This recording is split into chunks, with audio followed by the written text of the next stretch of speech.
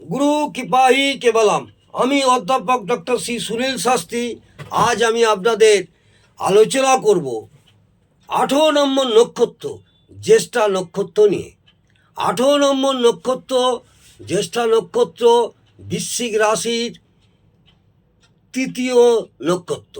বিশাখা, অনুরাধা এবং জ্যেষ্ঠা, এই তিন নক্ষত্র নিয়ে আমাদের বৃশ্চিক রাশি গঠিত। 16 নম্বর নক্ষত্র বিশাখা নক্ষত্র, অনুরাধা 17 নম্বর নক্ষত্র, জ্যেষ্ঠা 18 নম্বর নক্ষত্র। পূর্বে আমি বিশাখা এবং অনুরাধা নক্ষত্র নিয়ে আলোচনা করেছি। বৃশ্চিক রাশি 16 ডিগ্রি 40 মিনিট থেকে 30 ডিগ্রি পর্যন্ত জ্যেষ্ঠা নক্ষত্রের অধিকারে। এই রাশির অধিপতি গ্রহ হলো মঙ্গল, আর জ্যেষ্ঠা নক্ষত্রের অধিপতি গ্রহ হলো বুধ। প্রতীক চিহ্ন শুকর দন্ত, সদস্য মুক্তোর মতো মণি। জ্যেষ্ঠা নক্ষত্রের জাতক জাতিকাদের দেবাড়িগণ অর্থাৎ রাক্ষসগণ হয়। এই জাতক জাতিকাদের যোনি হরিণ হয়ে থাকে। অধিপতি দেবতা দেবরাজ ইন্দ্র। জ্যেষ্ঠা শব্দের অর্থ হলো জ্যেষ্ঠ বা বড়। জ্যেষ্ঠা নক্ষত্রের জাতক বা জাতিকারা ভাবে তারাই সব থেকে বড়। এরা বড় হতে চায়, সমাজে নাম যশ চায়, যাতে করে প্রত্যেকে তাকে দেখতে পায়, সকলকে জানাতে চায় সে সব থেকে বড় এবং বিশিষ্ট ব্যক্তি, নিজেকে সেই জাহির করে।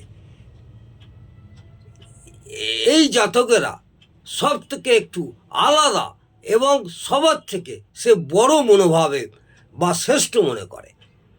এই মনোভাব বা শ্রেষ্ঠত্বের জন্য অনেক সময় এরা পিছিয়েও যায়, বংশমর্যাদা এবং শ্রেষ্ঠত্বও চায়। পরিবারের মধ্যেও এরা শ্রেষ্ঠ স্থানটা দখল করতে চায় বা দখল করার চেষ্টাও করে। আত্মীয় স্বজন, ভাই বোন এবং পরিবারের সকল সদস্যের কাছে নিজেকে একটা জাহির মনে করে। জ্যেষ্ঠা নক্ষত্রের জাতক জাতিকারা নাম যশ প্রতিপত্তির জন্য এগিয়ে আসে। এদের জীবনে একমাত্র লক্ষ্যই হলো শ্রেষ্ঠত্ব পাওয়া। সাহসীও থাকে, বীর যোদ্ধাও থাকে, উচ্চবিলাসীও থাকে, প্রভুত্বপ্রিয়তা, চেষ্টাকারী, জেদিও হয়। এই জাতক জাতিকারা উপস্থিত বুদ্ধি কিন্তু তুলনামূলকভাবে অনেক কম থাকে। এই কারণে এরা অনেক কিছু চেষ্টা করলেও হয়ে থাকে না। এরা ভোগী হয়, আনন্দ ফুর্তি ভোগ করব, খাবো, সুখের জাতিকাদের মতন অনেকটা ভোগ করতেও চায়।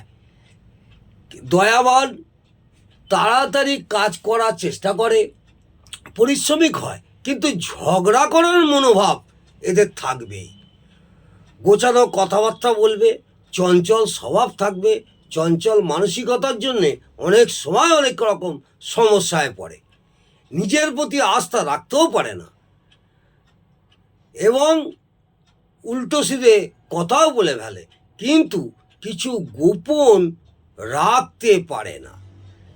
সাধারণত এইসব জাতক জাতিকাদের রক্তপাতজনিত রোগ, অশ্ব, ফিস্চুলা, টিউমার, গুপ্ত রোগ, লিউকোমিয়া, ফোড়া, রক্ত দূষণজনিত কোনো রোগ, কোমরের অংশে সমস্যা, নার্ভের সমস্যা, পাইলস, পেটের সমস্যা, কাঁধ ও বায়ুর ব্যথাজনিত সমস্যা থাকবে। সেই দিকে সতর্ক থাকতে হবে এবং সুচিকিৎসকের পরামর্শ নেবেন। নমস্কার, জয় মা তারা। যদি আমার এই ভিডিওটি ভালো লাগে আপনারা অবশ্যই একটি লাইক করতে ভুলবেন না। জয় মা।